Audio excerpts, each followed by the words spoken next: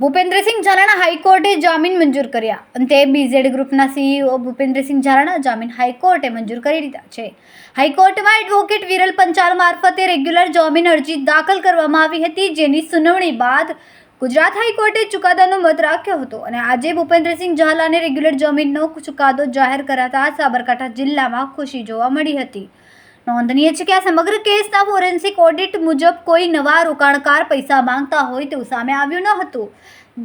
મૂળમાં જ્યાં સુધી ભૂપેન્દ્રસિંહ ઝાલાને કસ્ટડીમાં લેવાયા ત્યાં સુધી તે ડિફોલ્ટ ન હતા અને રોકાણકારોનું પેમેન્ટ તેમને રેગ્યુલર કર્યું હતું અને તેના કારણે હાઈકોર્ટે ભૂપેન્દ્રસિંહ ઝાલાના જામીન મંજૂર કરી દીધા છે, જેને લઈને સાબરકાંઠા અને અરવલ્લી જિલ્લામાં ભૂપેન્દ્રસિંહ ઝાલા સાથે જોડાયેલા લોકમાં ઉત્સવનો માહોલ છે.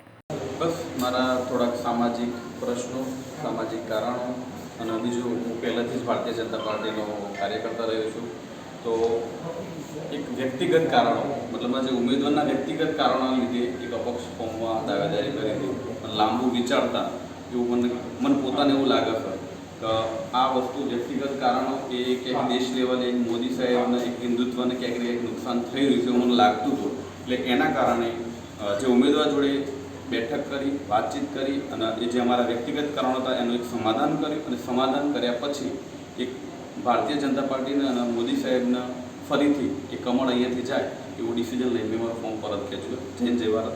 ફરી